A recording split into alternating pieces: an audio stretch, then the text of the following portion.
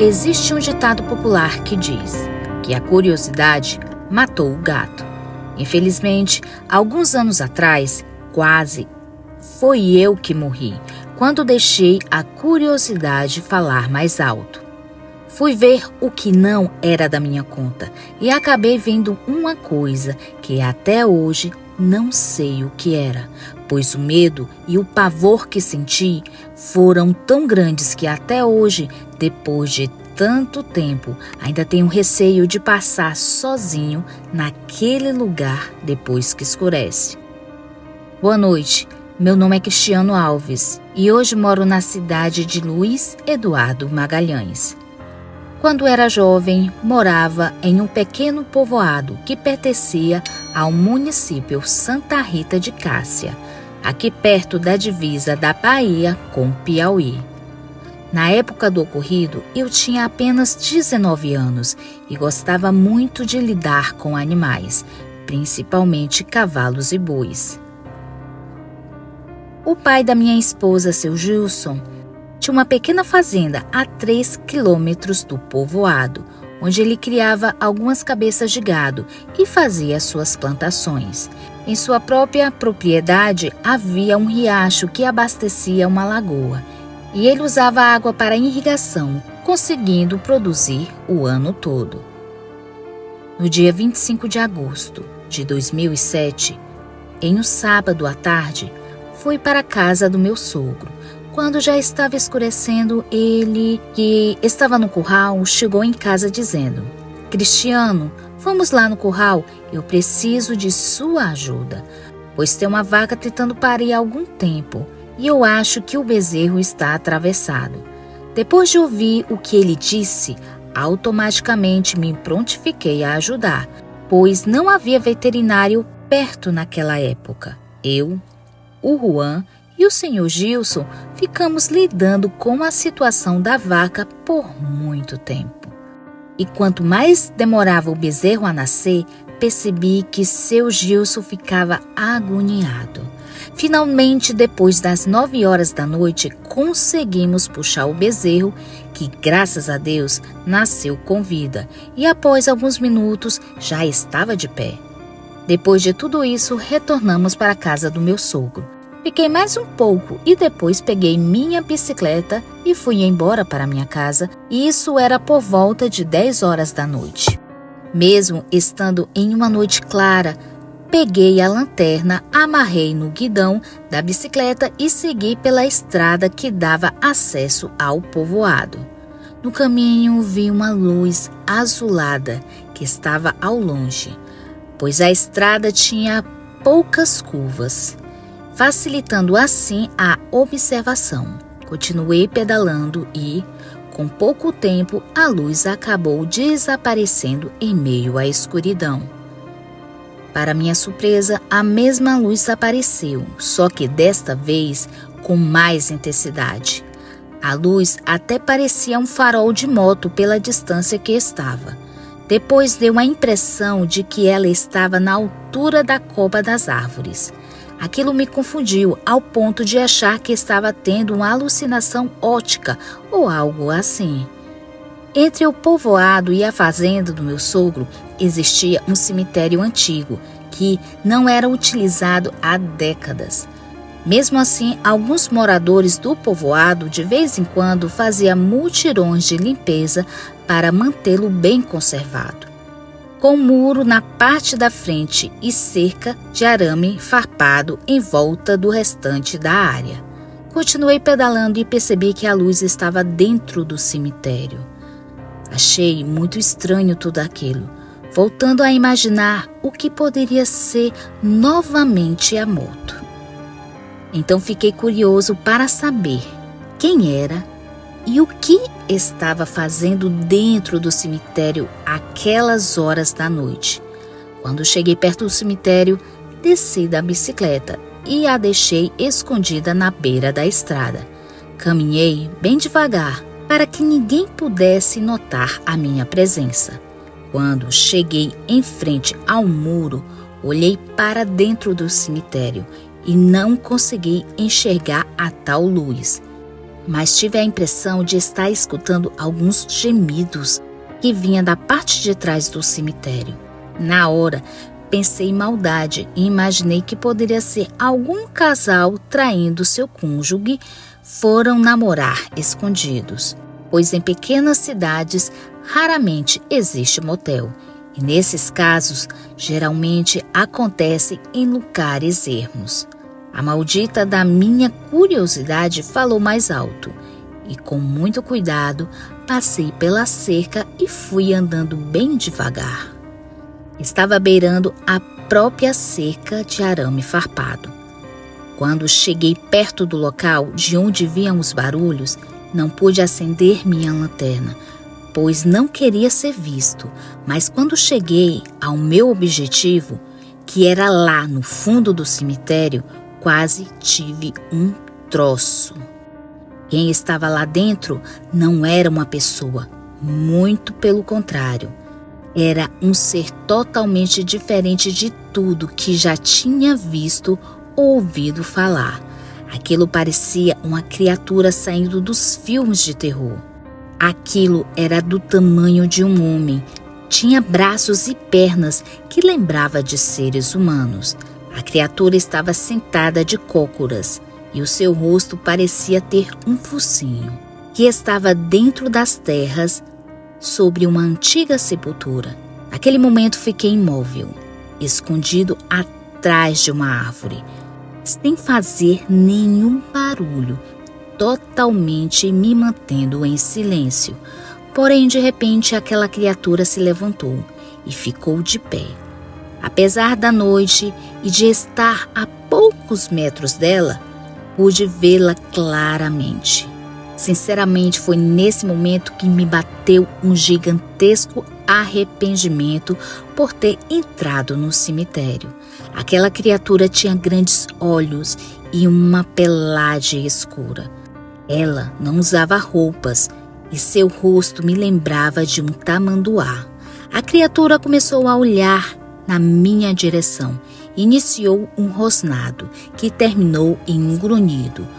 Só sei que era um barulho estranho e em seguida a criatura deu um grito tão alto e tão agudo que me arrepiou dos pés à cabeça.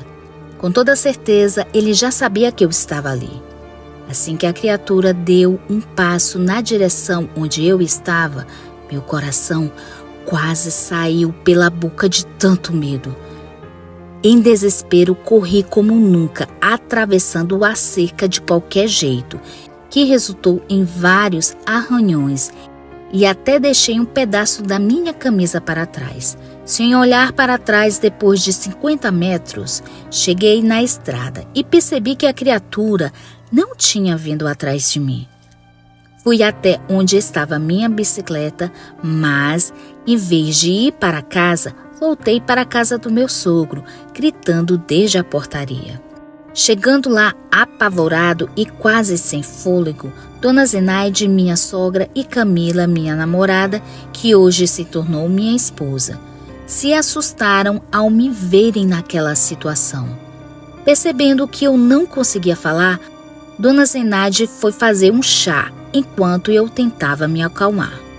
Minutos depois, já mais calmo, consegui relatar o que tinha visto no cemitério para eles.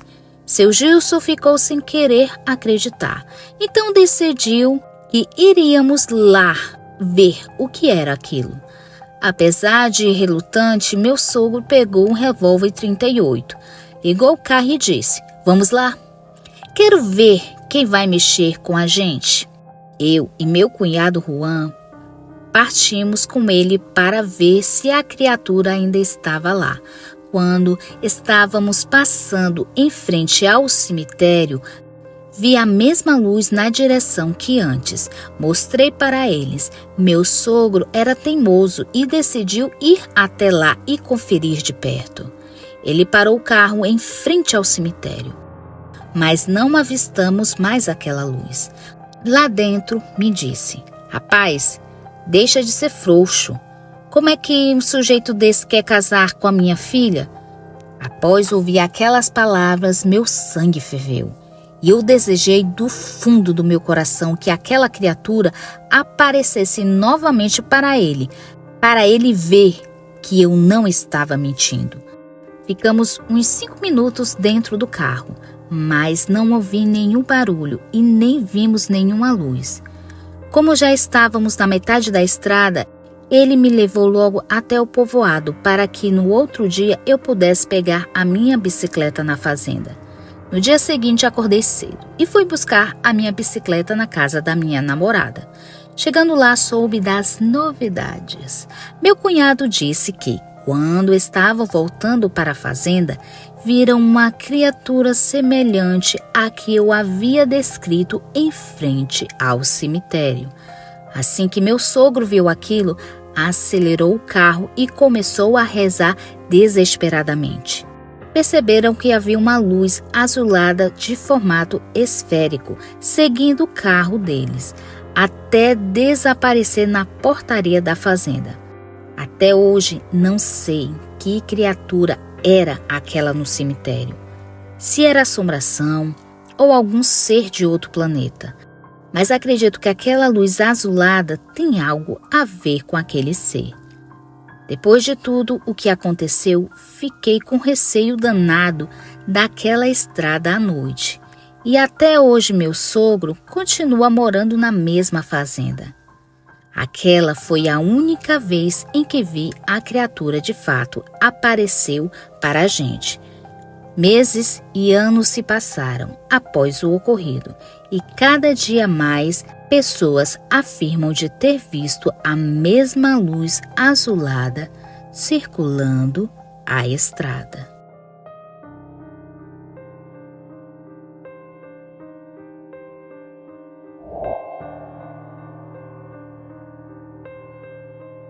Olá, Cris e amigos do canal. Meu nome é Kleber e quero contar uma história que mexeu muito comigo de verdade. Minha família e eu mudamos para São Paulo, para uma pequena vila do interior do estado chamado Brotas. Já havia ido lá várias vezes, pois minha avó materna morava lá. Buscávamos a calma e o ambiente pacífico nesta cidade. Apesar disso, não foi fácil nos adaptar e por isso a preocupação principal era encontrar um emprego. Compartilho essa experiência com vocês para que, independentemente da localização, nós tenhamos o direito de desenvolver nossos talentos e alcançar nossos sonhos.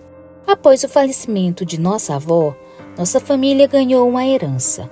Uma bonita casa situada em uma pequena propriedade do interior. Era uma casa de aspecto simples, carregando antigos relatos, situada em uma pacata localidade afastada do tumulto da cidade. Uma casinha cercada por exuberantes paisagens, com jardim repletos de árvores e variadas flores. Essa herança nos forneceu memórias inesquecíveis e a oportunidade de preservar aquela casa para as futuras gerações.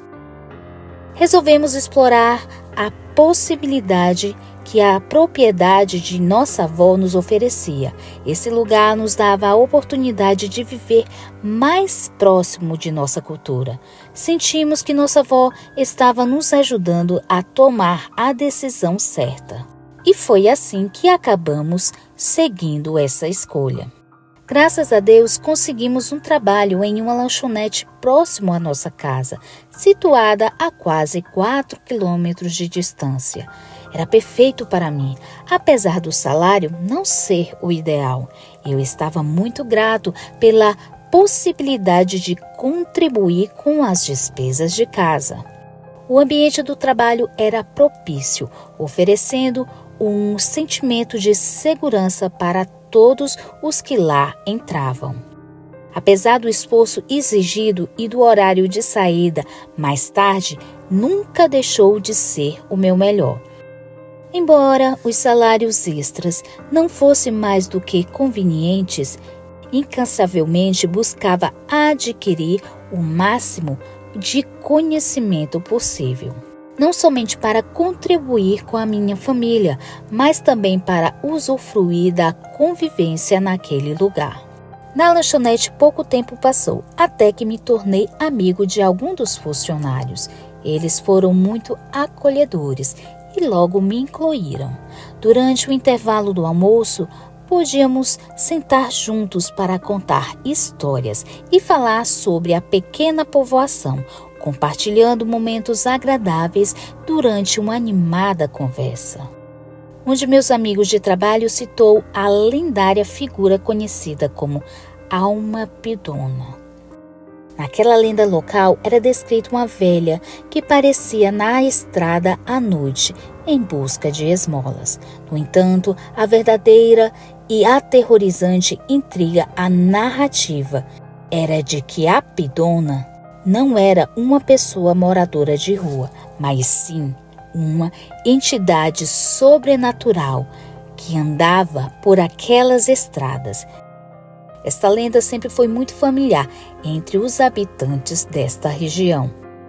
Eu nunca tinha ouvido falar a respeito desta lenda, e a ideia de que alguém penando na estrada onde eu costumava passar a noite me deixou arrepiado. Primeiramente, achei que era só mais uma superstição, mas havia algo na maneira que meu amigo me contou sobre a Pidona que me fez duvidar. Talvez houvesse algo de verdade nessa história. Logo, eu iria descobrir que aquela estrada possuía segredos muito mais assustadores do que eu jamais poderia ter imaginado. Mentir não é o meu forte. Sou uma pessoa com medo do desconhecido.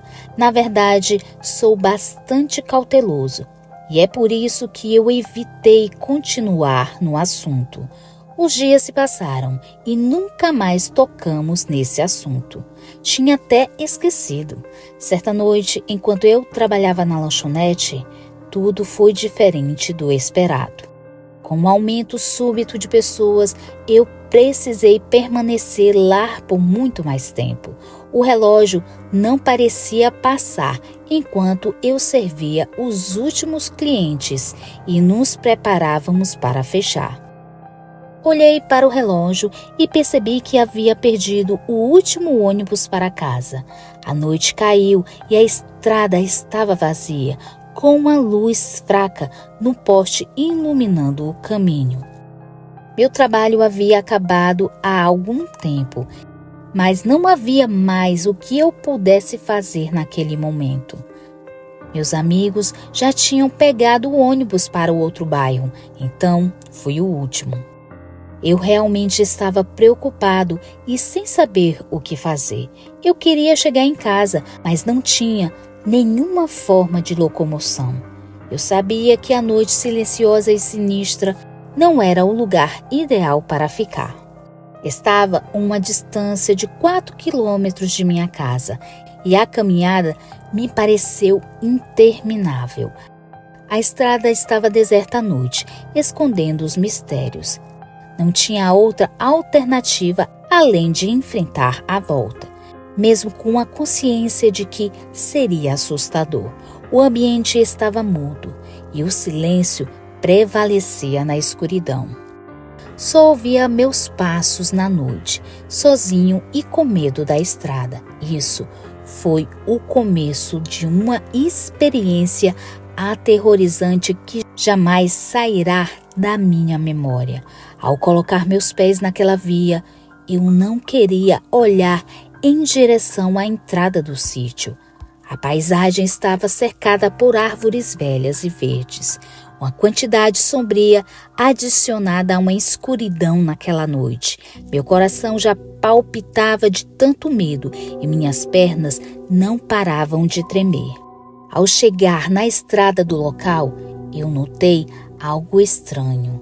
Vi uma pessoa sentada de costas para a estrada e estava debaixo de uma árvore grande, seca e velha.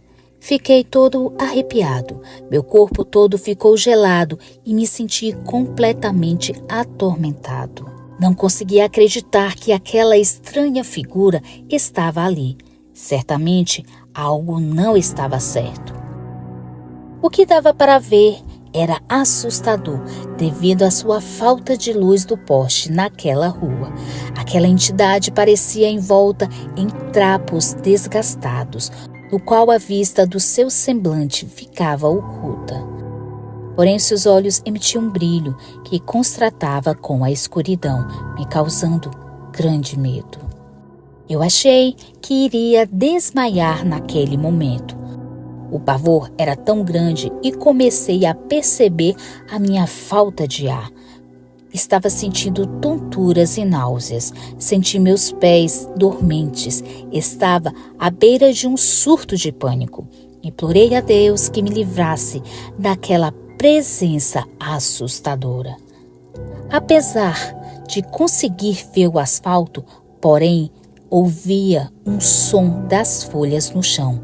Parecia que até elas estavam se movendo. Continuei andando, rezando para surgir algum veículo. Eu estava disposto a pedir carona para qualquer pessoa.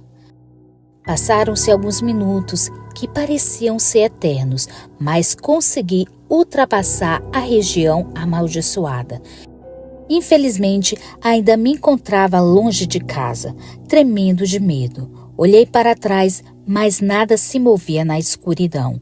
O pânico começou a tomar conta de mim e meus olhos se encheram de lágrimas. Cerca de 15 minutos depois, uma caminhonete passou por mim. O motorista me ofereceu uma carona, querendo saber o motivo do meu nervosismo. Quase sem palavras, aceitei o gesto de caridade e ele me deixou em casa. Meus pais ficaram preocupados ao ver a minha reação. Após alguns minutos, contei o que havia acontecido. Apesar da incredulidade estampada em seus rostos, o vizinho que me deu a carona falou que já tinha ouvido histórias desse tipo antes naquelas estradas. Algumas pessoas zombaram de mim no trabalho, mas eu sei o que eu senti. Pedi demissão do trabalho. Não sei bem explicar o que era aquela experiência, mas me deixou muito abalado. E até hoje, quando me lembro, me bate uma crise de nervosismo e meus olhos se enchem de lágrimas.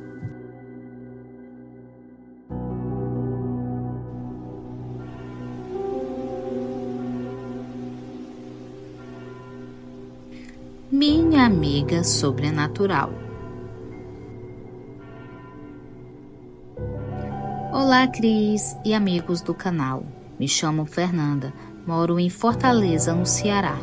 Vou contar algo que me deixa arrepiada até hoje e que essa história mexe ainda muito comigo. Na época da história, nos anos 2000, quando eu tinha em torno de 12 anos, eu tinha uma melhor amiga que se chamava Edna. A gente andava para cima e para baixo, sempre juntas, pois nascemos e crescemos na mesma rua e estudávamos também na mesma escola e até na mesma classe. A gente era confidente uma da outra e na escola, que sempre tinha trabalhos em dupla, a gente sempre fazia juntas. Até que no ano de 2002, quando estávamos quase chegando aos 13 anos, a gente fez uma promessa entre nós de cuidar uma da outra, mesmo distante ou se tivesse com raiva uma da outra. Pois parecia que a nossa amizade era de outras vidas, pois a gente se dava tão bem, tínhamos o mesmo gosto musical, comida, até as roupas a gente combinava de sair parecidas. Uma vez ela foi no centro com sua mãe, pois nosso bairro é bem longe do centro de Fortaleza.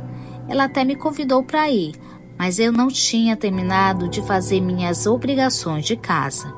E como minha mãe trabalhava fora, e se ela chegasse em casa na hora do almoço e não estivesse pronto, eu ia ganhar um carão daqueles.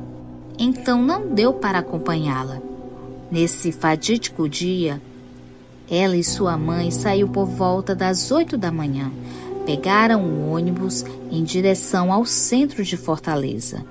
Porém, entrou 2 ladrões e assaltaram todo o ônibus. Ela estava no fundo e quando o bandido chegou perto dela, ele disse: "Passa o relógio." Mas devido ao nervosismo dela, ela não conseguia tirar o relógio de jeito nenhum. E ele, sem paciência, mandou ela cuidar. Porém, ela ficou sem reação. Então, o bandido, cheio de maldade, atirou na minha amada amiga e fugiu junto com seu comparsa. Quando eu soube dessa tragédia, eu fiquei sem chão. Como assim? A minha melhor amiga não estava mais aqui comigo? E isso me deixou em uma depressão profunda. Precisei procurar ajuda psicológica para poder eu lidar com o luto. Todos os dias eu olhava nossa foto na porta do guarda-roupa e sempre perguntava se ela estava comigo. Porém, eu nunca tive resposta e isso me deixava muito triste. Cris, então os anos se passaram e chegamos em 2007. Eu já estava com meus 17 anos, mas eu era uma moça triste e solitária. Porém, eu trocava mensagens com um rapaz pelo celular. E eu estava apaixonada por ele, apesar de nunca tê-lo visto. Sim, Cris, parece loucura, mas sabe como é adolescente? Minha mãe não sabia desse namoro por mensagens, porque eu dizia que era um amigo da escola. Certa vez o Rafael, o meu suposto namorado, queria me encontrar em um lugar reservado. Eu prontamente aceitei, pois eu estava muito apaixonada. Então, combinamos no final da tarde do próximo dia de se encontrar no Parque do Cocó, aqui em Fortaleza. É uma área bem afastada. Porém, quando foi à noite, eu estava tendo pesadelos terríveis e senti alguém pegar minha mão. Então me despertei e acordei quando eu vi a Edna, toda de branco, muito linda.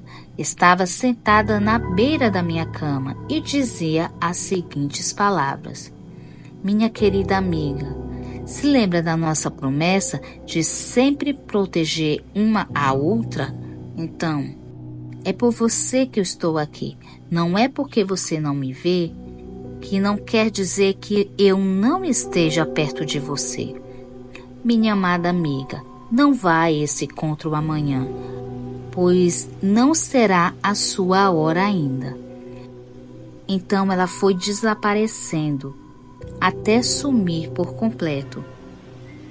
Eu passei a madrugada toda chorando de saudades da minha amiga. E o que é mais incrível, pela manhã eu adormeci e passei o dia todo dormindo. E como minha mãe só chegava depois das 19 horas, ninguém me acordou.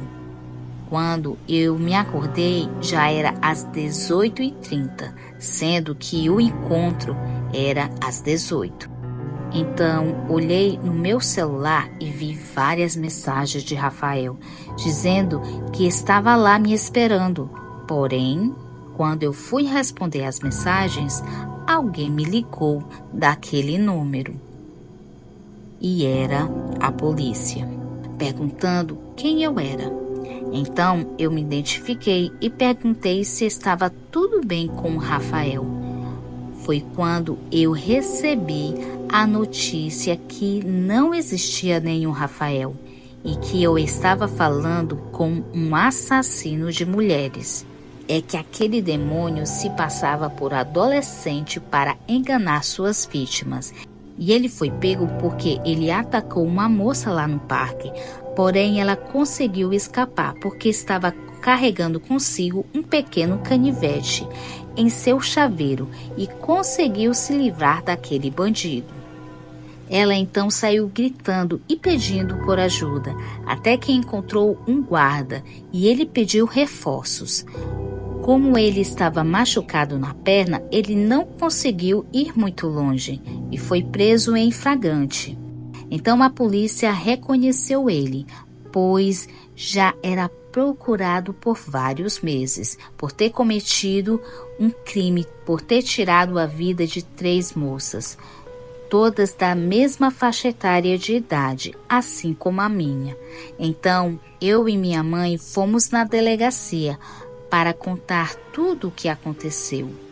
Foi quando eu gelei e lembrei que a Edna me alertou, mas provavelmente eu ia pensar que era coisa da minha cabeça. Ela me fez ter um sono profundo e me fazendo atrasar para o encontro com a morte.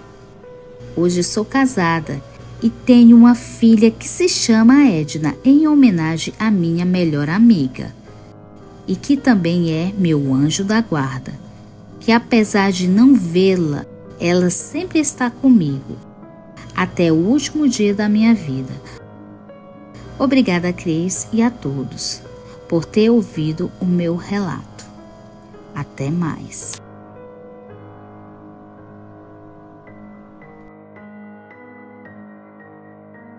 O horrendo caso do bicho na estrada.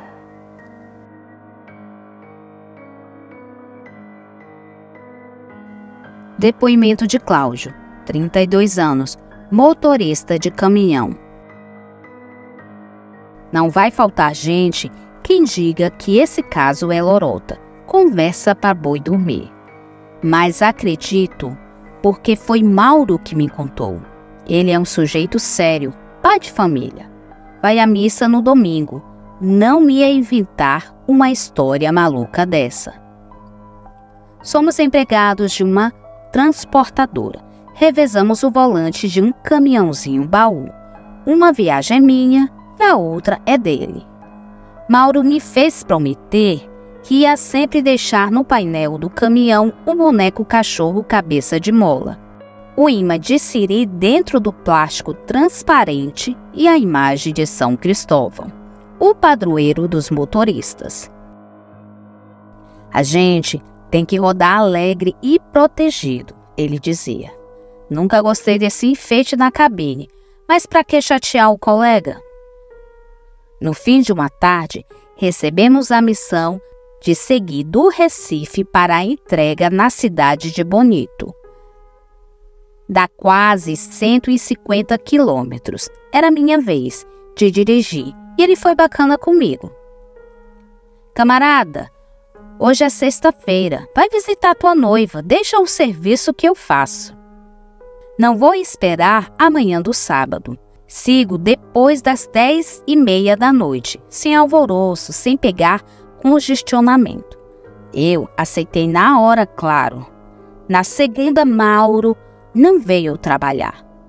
Contaram que ele ganhara licença de 10 dias, pois estava sofrendo dos nervos. Assim, de uma hora para outra, fui à residência dele e achei ele sentado numa cadeira de balanço na varanda. Estava com a barba mal feita e olheiras.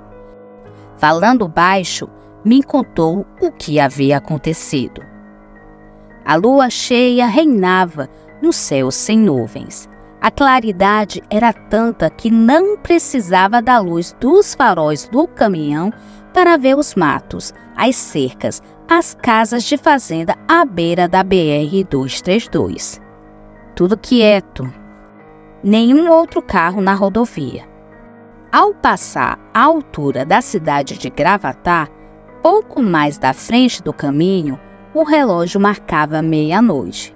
E foi aí que ele avistou um animal no acostamento. Pensou que fosse um jegue, bicho perigoso quando está solto, porque pode atravessar a pista e de repente provocar um desastre. Mauro, cuidadoso que só, diminuiu logo a velocidade, quando emparelhou com o animal. Aí veio o espanto. Que jumento que nada! Era do tamanho de um bezerro, coberto de um pelo grosso e marrom. mas tinha cara de porco e latia feito cachorro. Que desgraça era aquela, meu Deus! Mauro fez o sinal da cruz e pisou fundo. Reparou pelo retrovisor que aquela coisa se danava a correr e quase estava alcançando o caminhão. Foi um segundo e ele chegou junto, sem nenhum esforço.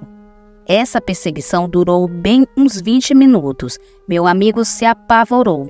Vinha a 100 por hora e o bicho nem parecia estar cansado.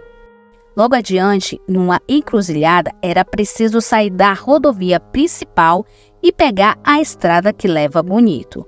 Ele fez uma manobra ligeira para a esquerda e quase atropelou o animal dos infernos.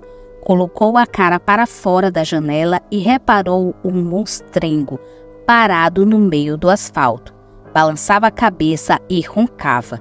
Parecia desorientado.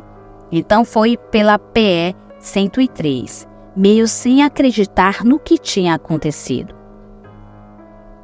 Queria chegar logo ao destino, pernoitar em uma pousada qualquer e fazer a entrega cedo de manhã.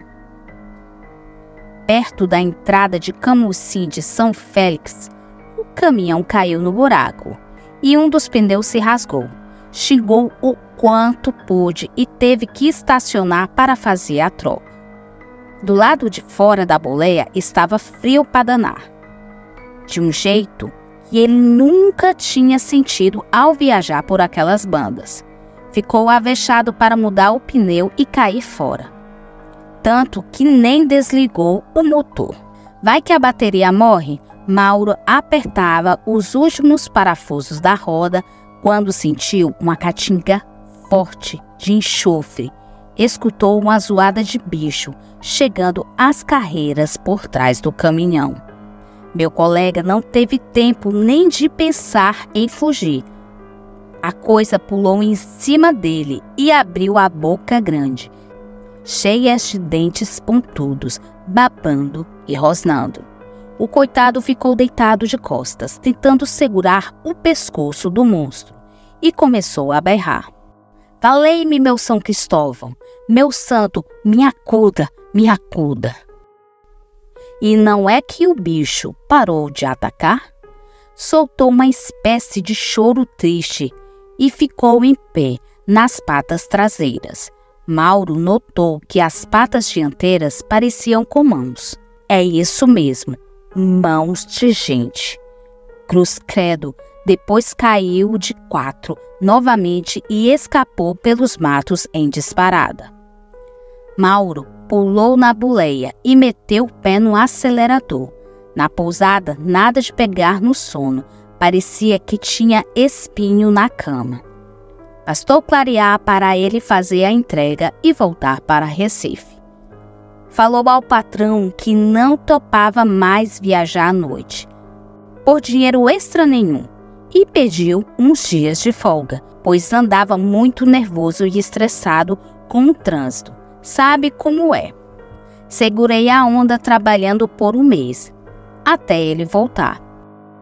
Pendurei uma miniatura de rede na cabine do caminhão e coloquei o adesivo, guiado por Deus, do para-brisa, mais enfeite para animar o Mauro. E comprei para mim uma medalha de São Cristóvão. Mandei benzer e não tiro do pescoço para nada, nem para tomar banho. Afinal, que bicho medonho é esse que perseguiu e atacou o amigo de Cláudio? Vamos rever a descrição. Tamanho de bezerro, pelo marrom, cara de porco e latido de cachorro. Bocarra cheia de dentes agudos. Mãos de gente e cheiro de enxofre. Estamos diante de uma típica aparição de lobisomem. Pois é assim que o mito vindo da Europa passou a ser contado no Nordeste brasileiro. Uma terra onde não existe grandes lobos. Aqui a espécie mais comum é o lobo-guará, que nem chega a 1 metro quando apoiado nas patas traseiras. O lobisomem ganhou características de outros animais, No conto O Lobisomem da Porteira Velha, publicado em 1957, no mesmo livro do nome, o escritor pernambucano Jaime Cris descreve a criatura que atormentou moradores de um engenho de zona da mata do estado. Era um bicho que nem sabia bem que forma tinha. Parecia porco, parecia um cachorro grande, parecia um bezerro. Roncava, grunhia, berrava. Às vezes gemia como gente. O folclorista potiguar Luiz da Câmara também registrou essa particularidade do nosso lobisomem. No livro Geografia dos Mitos Brasileiros, publicado pela primeira vez em 1947, ele conta que os candidatos à licantropia podem se transformar em lobos ou porcos, cães ou animais misteriosos de nome infixável. Segundo Câmara Cascudo, os amaldiçoados correm horas da noite atacando homens, mulheres, crianças e todos os animais recém-nascidos ou novos, como cachorros, ovelhas, cabritos, leitões e etc. E por que, afinal, alguém ganha sina, ou fado, como se dizia antigamente, de virar um lobisomem? Acredita que a praga recaiu sobre o filho caçula nascido de 6 irmãs. O 7º rebento homem da família virará lobisomem quando completar 14 anos. A lenda diz que em noite de sexta-feira, quando a lua desponta no céu, os homens marcados procuram uma encruzilhada, tiram a roupa, dão nós na calça e na camisa e se espojam no chão até virar bicho. Depois partem às carreiras até o sol raiar. Devem passar por 7 cidades, 7 cemitérios, 7 atrios de igreja, atacando quem estiver pela frente. Só voltam ao normal quando o galo canta. E como reconhecer um sujeito que se transforma em lobisomem? O historiador pernambucano F.A. Pereira da Costa conta que, no livro Folclore Pernambucano, publicado pela primeira vez em 1908, que o amaldiçoado é um homem extremamente pálido, magro e de feia catadura. Alguns deles também têm orelha de abano e sobrancelhas muito grossas, que se unem em cima do nariz.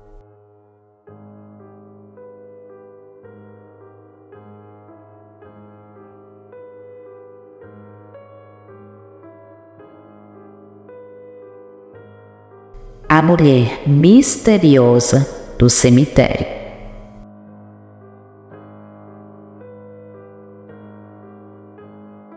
Depoimento de Rodolfo, 51 anos, advogado.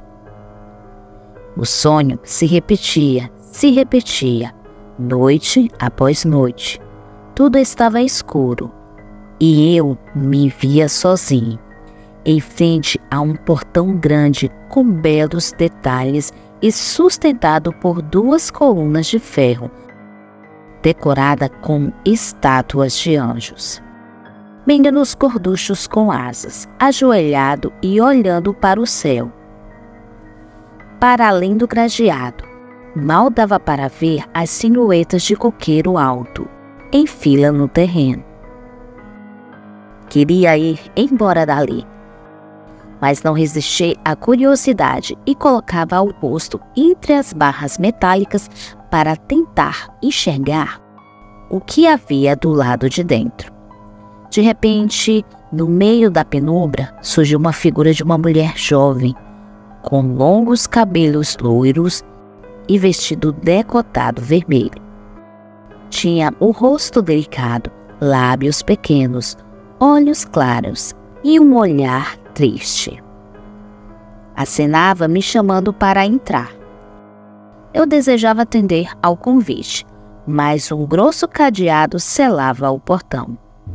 De repente a moça vira de costas e ia embora. Eu esticava a mão gritando, pedindo para ela voltar. e nesse momento sempre acordava agoniado, com o suor pingando na testa.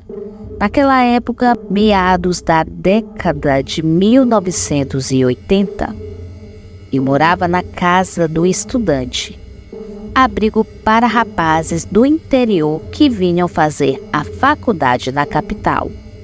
Meu companheiro de quarto já não aguentava me ouvir falando enquanto dormia.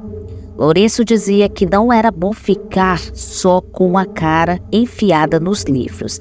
Era preciso aproveitar o Recife, ir ao cinema, conhecer os bares e as boates. E principalmente paquerar. Mas eu me esforçava o máximo para terminar o curso sem atrasos, pois desejava voltar logo à minha cidade. Abri um escritório, começar a trabalhar. Foi bastante desagradável quando recebi a minha primeira nota baixa. E aquilo me sentenciou. Tá vendo, Rodolfo? Fez prova ruim porque não dorme direito. Você precisa se divertir. Relaxar um pouco. Até para estudar melhor, cara. Então eu topei a proposta de Lourenço. No sábado saímos para a farra à noite. Ele até havia conseguido um Fusca emprestado com o tio para circularmos à vontade. Fomos logo ao bairro Graças, onde naquela época existiam muitos bares. Não demoramos muito a nos entrosar, pois meu colega conhecia bastante gente. Lá para as tantas, alguém nos chamou para ir a uma festa que estaria rolando num apartamento da Rua Aurora, no centro. Vamos lá. Lá vai estar cheio de meninas, as mais gatas da faculdade. Como dizer não àquele apelo? Concordei, apesar de estar meio cansado. Perguntamos à turma como chegar no endereço da festa e partimos. Acontece que ele era menos entrosado com os caminhos do Recife do que imaginava e começou a dar voltas e voltas nas ruas desertas e nada de dar o braço a torcer. Repetia apenas que era só mais 2 ou 3 cruzamentos para chegar. Que eu ficasse tranquilo, pois tudo estava sob controle. Passava de meia-noite quando entramos numa via larga. A placa quase escondida pelos galhos de uma árvore dizia Avenida Mário Melo. De longe enxerguei uma moça que andava tranquilamente na direção contrária à nossa. Seguiu-a na calçada junto ao muro longo e alto. Estava com a blusa branca, calça jeans, sandálias baixas. Quando o carro foi chegando mais perto, meu Deus do céu, reconheci o rosto, os lábios, os olhos. Para, Lourenço. É a menina que eu vejo nos meus sonhos. Tá doido, rapaz? Não tô vendo ninguém. É sério, cara. Mete o pé no freio. Nem esperei ele estacionar direito e abrir a porta. Andei ligeiramente para alcançar a moça. Fui calado para não assustá-la. Parecia não me notar. Sem pressa, dobrou a esquina justo onde acabava o muro alto. Fiz a curva, mas a vi na rua estreita e escura. Andei por alguns instantes tentando encontrá-la. E mais à frente, para o meu espanto, me deparei com o mesmo portão com grades que também vinham nos meus pesadelos. Os detalhes de ferro torcido, as colunas enfeitadas com meninos alados gorduchos, cadeado impedido a entrada. Era ilusão? Senti nas mãos um frio das barras metálicas. Nelas encostei o rosto, vou tentar destruir o que havia além da grade. Nelas encostei o rosto para tentar distinguir o que havia para além das grades.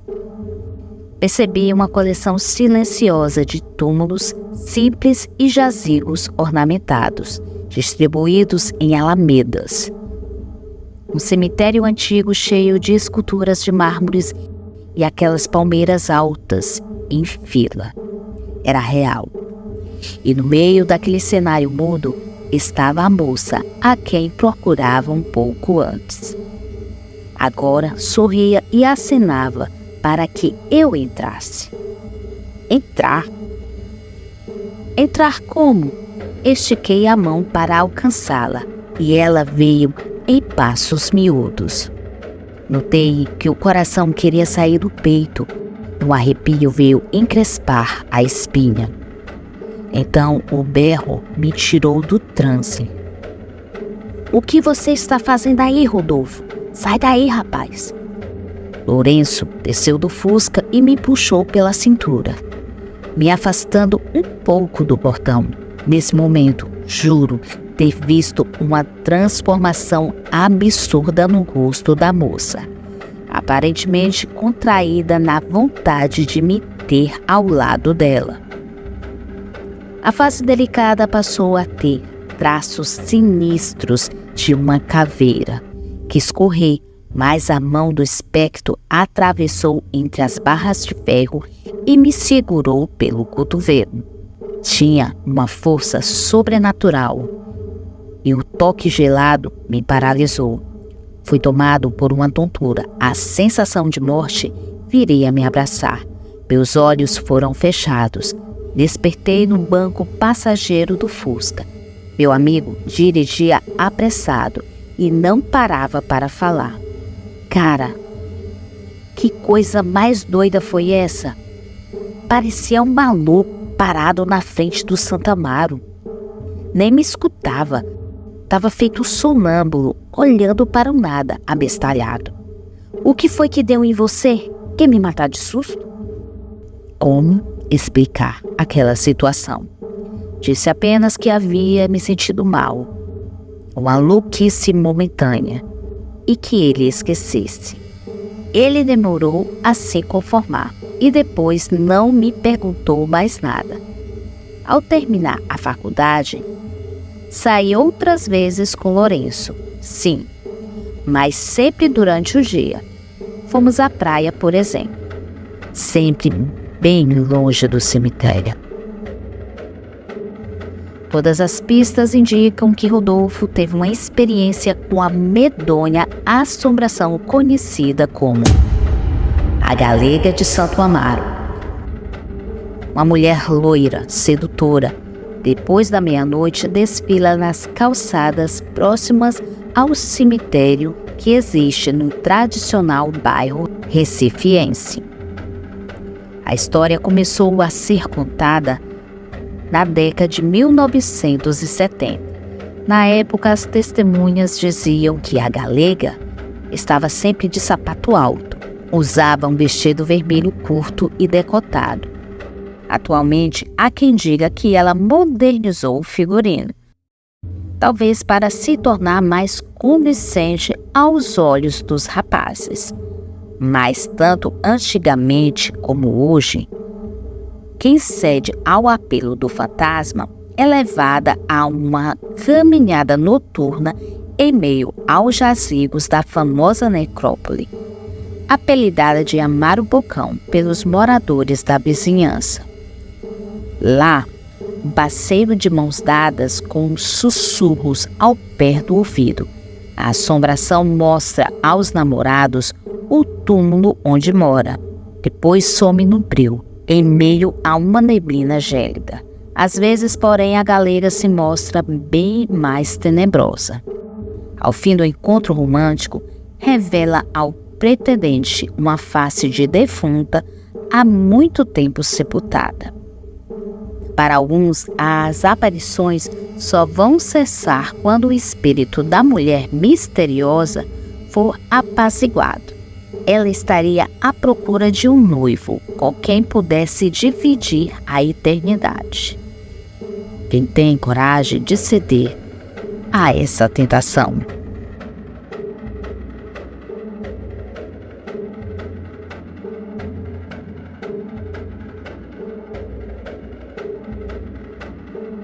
O medonho zumbi das pontes e esquinas. Depoimento de Maria Eduarda, 22 anos, estudante. Quem me conhece sabe, eu adoro festas, música, noitada com os meus amigos. Pois eu vivia nas baladas do bairro de Recife, onde sempre tem muitos shows e agitação. Vivia. Hoje quero nem saber mais de ir lá. Eu não gosto nem de falar mais nisso, mas pela última vez vou contar o que aconteceu. Foi uma noite de sexta-feira. Estava tendo uma apresentação de uma banda bacana na Rua da Moeda. E o som estava massa, mistura de rock com maracatu. Super animado. Mesmo assim, quando deu 2 da madrugada, sei lá, me bateu um abuso, um cansaço, vontade de voltar para casa e cair na minha cama. Pedi às minhas amigas para a gente ir embora. E elas disseram: deixa de besteira, menina. Quando amanhecer a gente volta. Oxe, fico nada. Pra mim já deu. Vou chamar um táxi. Então toma cuidado pelo caminho, Duda. Até chegar ao teu bairro, muita rua deserta nessa hora.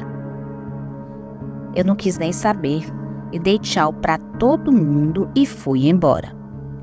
Só então que eu percebi que a bateria do celular tinha acabado. Não dava para usar o aplicativo para chamar a condução. Fazer o quê? Saí andando, procurando um táxi de rua. E não achei. As ruas estavam vazias de verdade.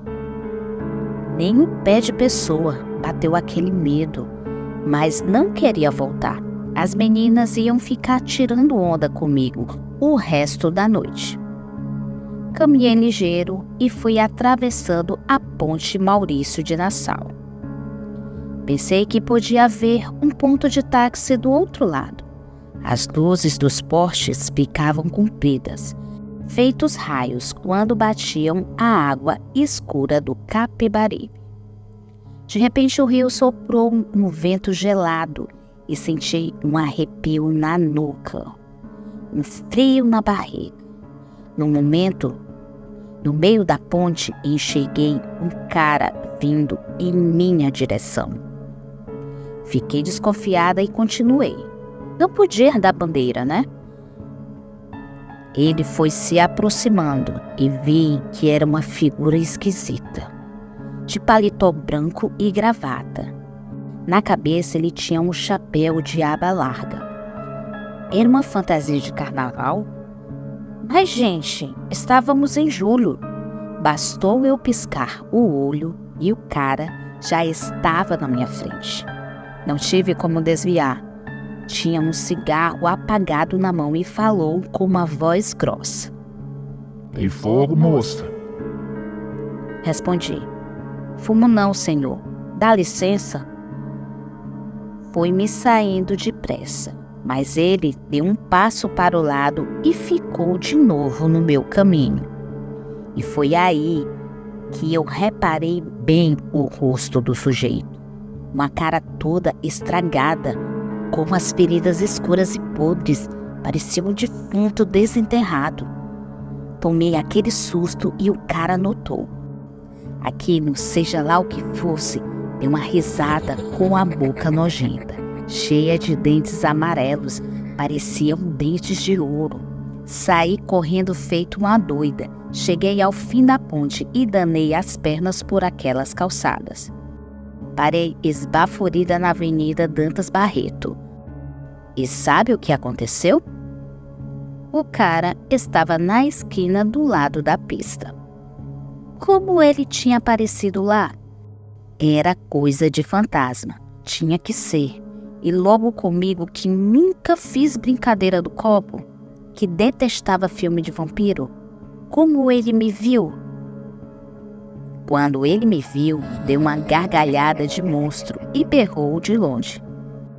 Tem fogo? Ave Maria, só Deus sabe como não desmaiei. Corri até a pracinha do diário e foi lá que achei um táxi, o único que estava no ponto. O motorista ficou com os olhos arregalados quando entrei no carro e bati à porta. "Ah, moça, vai aonde com esse vexame?" "Ô, senhor, me leva para bem longe daqui e depois eu explico o caminho." Cheguei em casa chorando, tremendo. Não teve jeito de eu dormir até a noite seguinte. Fiquei apavorada por uma semana e até hoje me lembro daquele espantalho. Por isso não vou mais, nunca mais, ao bairro do Recife de noite.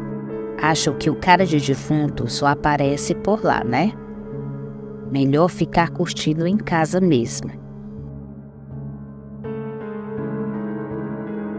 As pistas indicam que Maria Eduarda teve um encontro com uma entidade misteriosa chamada Boca de Ouro. Nas noites do centro de Recife é visto caminhando e fumando um cigarro. Usa paletó branco, sapato bem engraxados e um chapéu tipo Panamá. A figura do malandro típico do começo do século XX. A assombração se aproxima das pessoas que andam sozinhas nas ruas. Gente que sai de festas e barzinho da moda do bairro do Recife, por exemplo, e pede fogo. Qualquer um estranha logo as roupas fora de moda. Tendo ou não fósforo ou isqueiro para oferecer, a vítima sempre ganha um grande susto quando vê a face corroída, como de um velho cadáver. E dizem que ele ainda tem o cheiro muito forte de enxofre. Um rosto de defunto já meio podre e carcomido de bicho, abrilhantado por uma dentadura toda de ouro, encravado na bocaça, que fedia como latrina de cortiço. Descreve o escritor e sociólogo Gilberto Freire, no livro Assombrações do Recife Velho, publicado pela primeira vez em 1955. Ao ver essa medonha figura, as pessoas saem correndo e o zumbi solta uma tenebrosa gargalhada, uma bocarra cheia de dentes de ouro. E não adianta fugir.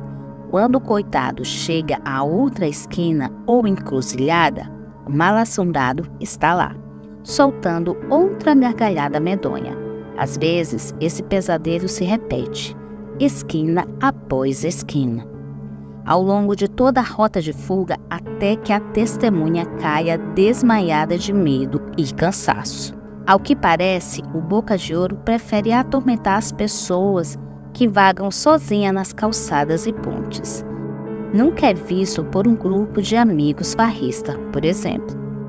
Não é um espectro exclusivo do Recife, pois já foi visto em outras capitais do Brasil, mas parece ter uma preferência pelas noites boêmias da capital pernambucana. Curioso é tentar entender por que esse zumbi tem todos os dentes de ouro. Antigamente, usar pelo menos um dente dourado era sinal de riqueza. Ter uma dentadura dourada completa, portanto, deve significar que o sujeito era muito rico mesmo. E porque uma pessoa cheia da grana sairia por aí pedindo fogo para acender um cigarro? Dá para supor que, quando vivo, o Boca de Ouro era um malandro com bastante dinheiro ganho em jogos de azar. E pode ter morrido apegado a essa riqueza, com um coração cheio de ganância. Se foi assim, deve ter sido condenado a virar uma alma penada. Isso é o que diz a tradição popular. Os espíritos desencarnados devem pagar pelos pecados cometidos. No entanto, nunca saberemos se essa hipótese está correta, a não ser que alguém pergunte ao próprio Boca de Ouro: você teria coragem?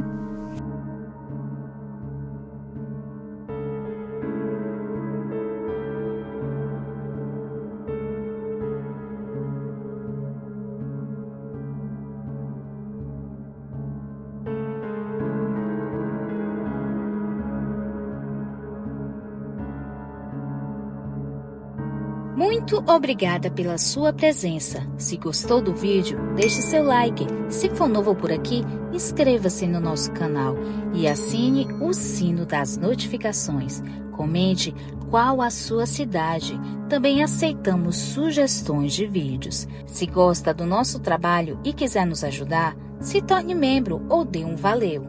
Também compartilhando os vídeos com seus amigos nos ajuda a alcançar mais pessoas. Desde já agradeço e até o próximo vídeo. Tchau, curiosos!